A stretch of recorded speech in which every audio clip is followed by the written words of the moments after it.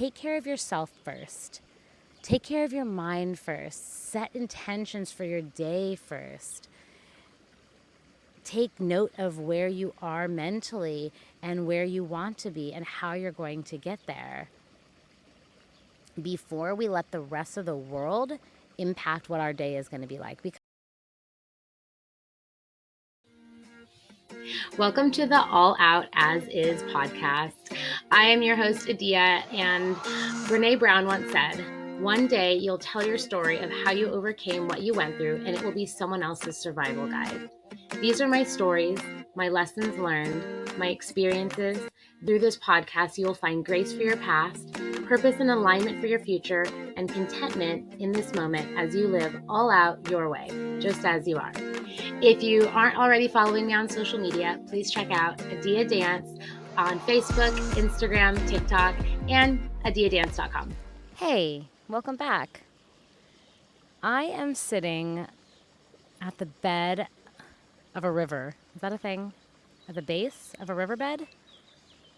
Either way, there's a river in front of me, and it is freaking amazing. I'm here in Voghera, Italy, on a trip where I'm here to teach line dance at an event called the Voghera Country Festival.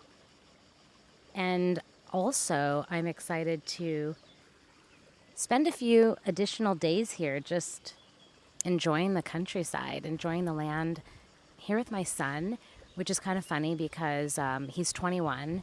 And when he was younger, and all my kids who are under 21, I always say, I'm not taking you out of the country until you're 21 or over. Because I don't want the complaining and the, when are we going to be there? Do we have to do this? You guys know what I'm talking about. You know what I'm talking about. You know the way kids can complain. And so here he is, 21, and we're in Italy together. And I'm sitting here by the riverbed, and I took this, I took a deep breath, and I had this whiff of my childhood, being by riverbeds, finding tadpoles. Tadpoles? It's like I haven't said that word in forever, so somehow it doesn't seem to make as much sense. But tadpoles, collecting them, releasing them, and seeing what other kind of treasures I could find. So this has been a really special moment. And I wanted to share some of my micro habits that I do every day, or multiple days a week at least, that really help usher me in to the person that I want to be. It helps me to live an aligned life. And the reason I kind of like segued into that so quickly was because one habit is just like really enjoying the tiny things. And so when I got that whiff of my childhood through the smell of the river, the moss, the rocks, the trees, just like want to savor it.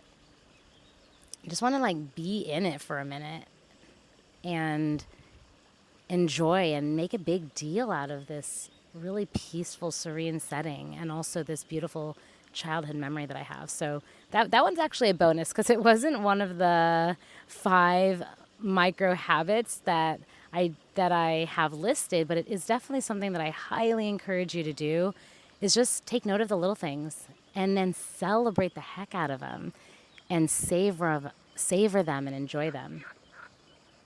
You might hear lots of different wild noises. There's this one animal or insect. I have no idea what it is. I'm guessing it's some sort of frog, but I haven't seen it yet. I just keep hearing it. But I did see a fox the other day. Okay, random, but still kind of cool.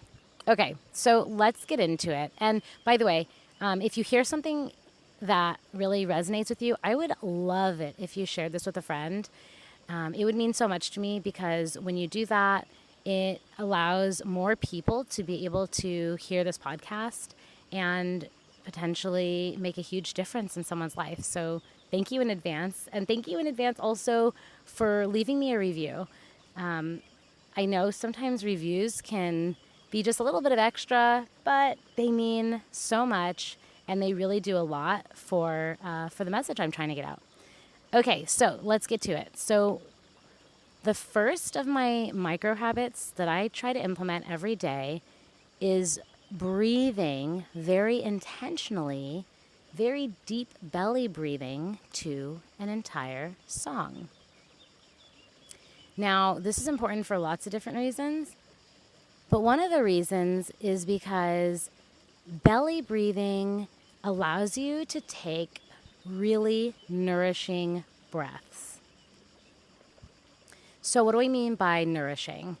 What I mean by nourishing is, first of all, when you breathe deeply, it lowers your heart rate and it lowers your blood pressure. Now, when I do my breathing to a song, I typically do it in the morning when I'm still in the bed. So oftentimes I think my heart rate and blood pressure is already low, but it's a really good tool to use to lower your heart rate and your blood pressure. So, when you're getting all angry and upset and someone says, take a deep breath, it's because that's the physiological benefit. That's one of the many physiological benefits. By the way, let me back up a little bit and talk a little bit about what belly breathing is, at least my understanding. So what you would do is you would start by taking a deep breath in through your nose. And once you get to what feels like close to the peak of that breath, that inhale, then I want you to think about expanding that air into your stomach. Okay? So you kind of like allow your stomach to expand before you exhale. And we'll try it in a bit, but I just kind of want to give you an idea if you're like wondering, what does that even mean? Okay, so in terms of the benefits, it lowers your heart rate and blood pressure. It improves your oxygen flow, really providing important nourishment to your organs, your muscles, your brain. It can reduce tension, especially like in your neck and your shoulders and in your jaw. So if you're feeling a lot of tension in your shoulders and your jaw, relaxing into that breath is going to be so helpful. And while you're going through the song, so why a song? Because a song is about 3 to 5 minutes. So this is just a moment to relax, to take time for yourself and give yourself this bit of nourishment. So another physical benefit of belly breathing is that it supports your digestive system by gently like massaging your internal organs, which is going to allow them to work even more efficiently. So some of the mental and emotional benefits, which I love, are it can definitely help reduce stress and anxiety and overwhelm. So again, whether you're doing this like because you're reacting to something or you're just doing it as a practice, it's going to help reduce your stress. It's going to enhance your clarity, your mental focus. I remember when I was in high school and college, and I would start to get a little bit tripped up about like a test, and suddenly I couldn't remember what I had studied hours for. When I would take those deep breaths in, it's like my brain worked again. So it improves your mental clarity and your focus.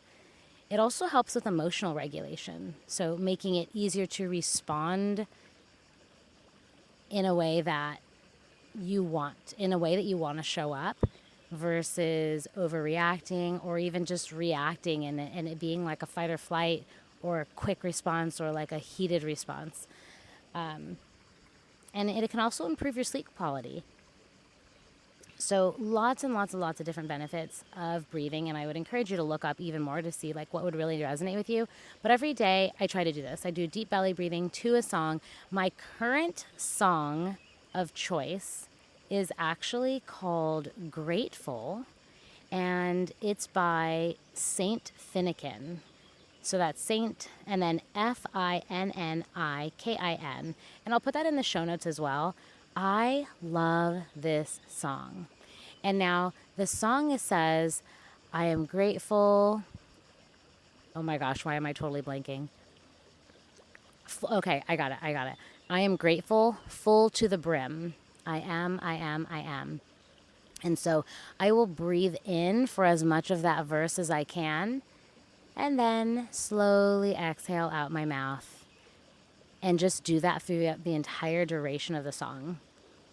My preference is songs that are a little bit smoother, that feel more meditational, but I think you could probably do it to any song. So yeah, give it a try, and I'd love to know what song you do choose. Okay, so my second micro habit that I have started actually more recently was putting down my cell phone during exercise. And more specifically, making sure my cell phone is not even in the room during exercise. So, what this has allowed me to do is to more fully focus on my workout and just be there. Be there with myself, be there with my body, be there with my trainer, which is in oh my goodness, I'm so curious what this little animal is. Can you guys hear that? Can you hear that? So, being with myself during the workout versus getting distracted by text, emails, notifications coming through. Now, I've had my phone with me and been on silent and not gotten those texts and notifications, but a couple things tend to happen. Number one, inevitably, someone on my text bypass or my emergency bypass will end up connecting with me.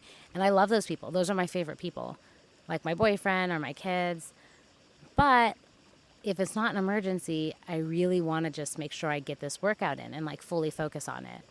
So having the phone nowhere near me helps solve this problem. Another thing is, because I am working out and running oxygen all throughout my body, pumping my blood, I tend to get a lot of ideas. It's like a creative time for me, which is good. But then what I'll end up doing is picking up my phone and then writing all about it, which you wouldn't think is a bad thing, except for then it gets in the way of my workout itself. So I'm trying to like, okay, just remember it. If anything, I'll write down like a keyword, like on a piece of paper, or maybe like a note in the computer, because usually I'm using my computer as my trainer through Beachbody workouts. But I try to just like remember it versus getting on my phone, because as soon as I pick it up, it's over. I go to write a simple note. It's so innocent.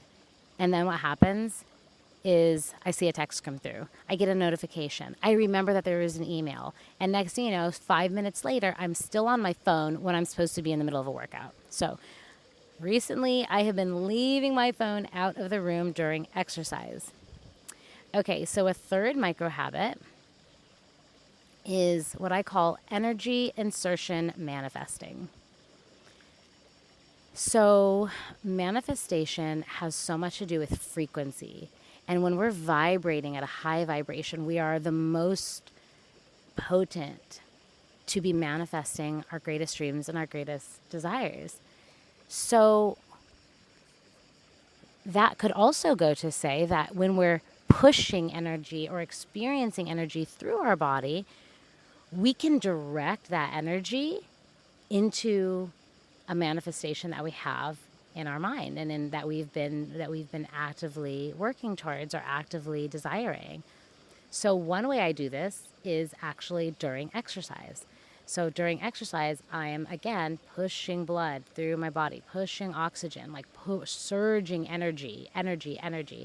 And so I'll say manifestations while or I'll like declare manifestations while I'm exercising.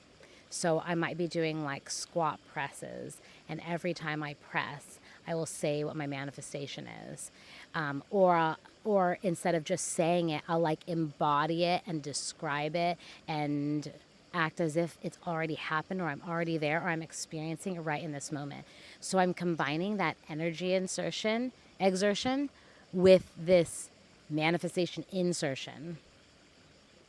And it's kind of interesting because I used to do this without realizing it. I remember when I was a high school cheerleader, I would do, before I had to do like a standing back tuck, which at one point I couldn't do. And so it took a lot of thought and a lot of practice and a lot of like intentionality to make sure that my body was in the right position and I got just the right amount of power and rotation to land and not over rotate. And I remember I would do these toe raises right before I would do a back tuck. And while I was doing the toe raises, I would like affirm myself, like, you got this, Adia. You got this. It's going to be perfect. You're going to land it. And so I'm like affirming myself and like manifesting this perfect backflip as I'm surging energy through my body with these toe raises. Now, I would always tell people, I would actually give people this tip to do, not totally realizing why it was working for me. But every time I would land, I would nail it. I would just nail it. Like 10 out of 10 perfection. Okay, maybe it wasn't a 10 out of 10, but in my book it was. So taking something that you're already putting a lot of physical energy into and then just like directing it. Like think of it like a funnel. The energy is the big part of the funnel, and then your manifestation is at the bottom of that funnel, and you're just directing what you want. You're directing this energy to make it even more potent in your manifestations. So another fun place to do this is actually when you are being intimate with your partner. So at the time of like climax, that is a huge amount of energy, positive energy, amazing, like hormonal inflection, and it is just like it's such a positive and powerful time to insert a manifestation. So whether you're doing it in your own head, you're saying it out loud, or even saying it along with your partner, which is something that I think is really kind of fun and playful, but also powerful, especially if you're manifesting together. So that is another micro habit, the energy insertion manifestation, manifesting. Okay, here's another little habit that I am really implementing a lot more often than not. And it's allowing myself to get excited and giddy just like a kid. So if something good happens, instead of just like a silent cheer, I'm like a loud yelp and a little happy dance, because I want to call in more of that amazingness. No matter how small the victory, I want to call in more. One of my favorite new phrases is more please. Yes, thank you. More please. More of that, please. Just letting the powers that be, the powers that you believe in, know that, hey, I acknowledge this and I'm so freaking grateful and I'm ready for more. So for me, what that looks like is allowing a little happy dance, allowing a cheer, allowing a yell. Sometimes I'm jumping around. When I'm hitting a mini goal or a macro goal, I'm jumping around, like allowing myself to fully be in that energy and appreciative of what I've got. So that is the fourth little micro habit that I have been implementing. And then the last one that I'm going to share with you is...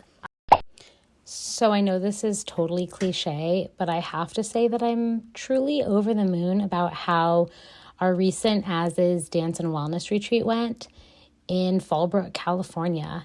So it was absolutely amazing. Now picture this. You might be thinking retreat, kumbaya, sit around, meditate all day. No, y'all.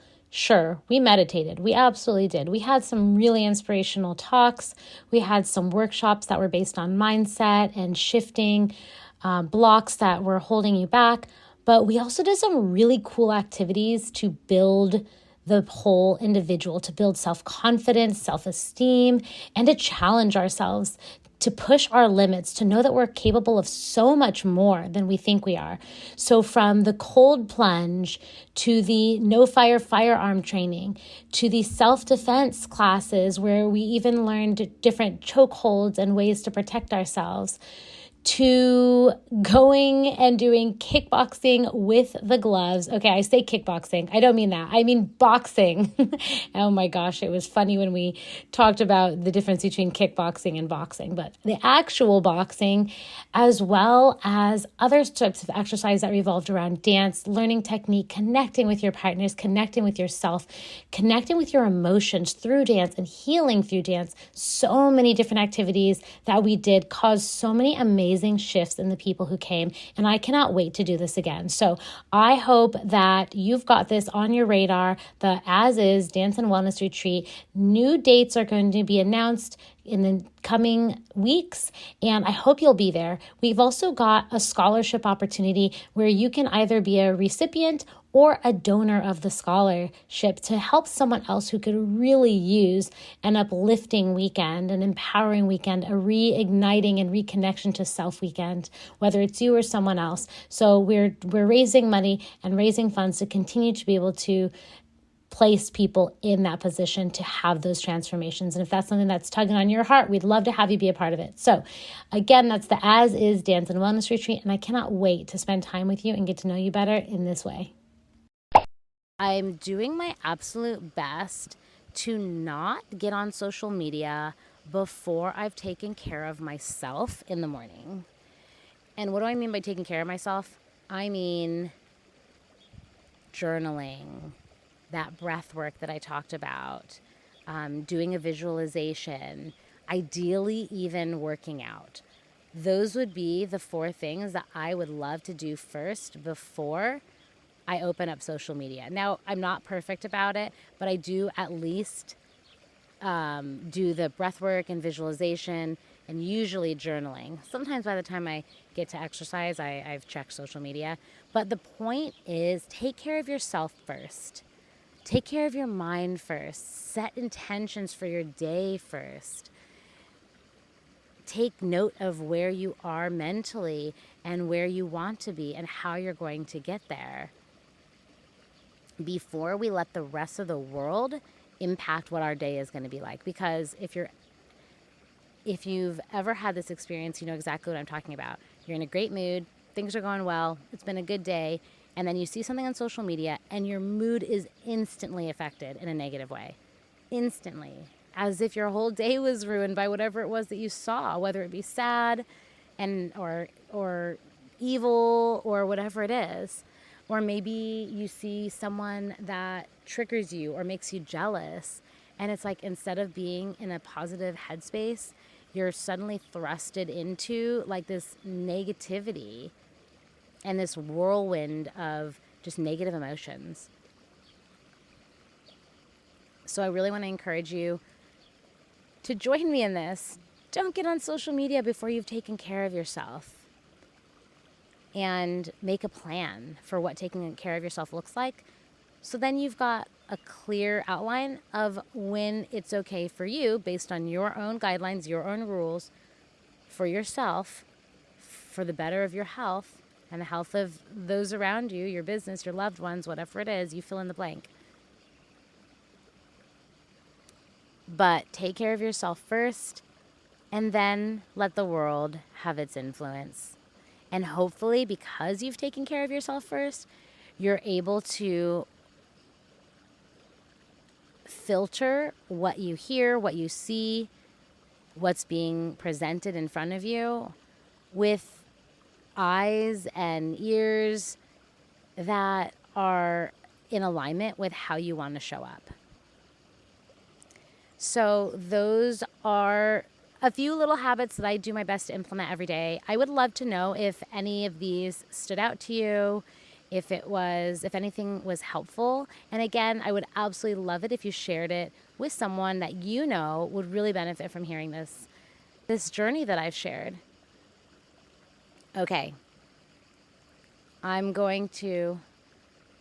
so excited to connect with you in my DMs, in the comments, and I look forward to seeing you on the next episode. All right. Until then, live all out your way, just as you are. Thank you so much for tuning in to today's episode. If you absolutely loved what you heard today, be sure to share it with me by leaving a review on iTunes or wherever you're listening, so I can keep the good stuff coming your way. If you aren't already following me on social media, come soak up the extra inspiration on various platforms by following Adia Dance or visiting my website, www.adiadance.com. I appreciate you, and in all of your uniqueness, I cannot wait to connect with you in the next episode. In the meantime, go live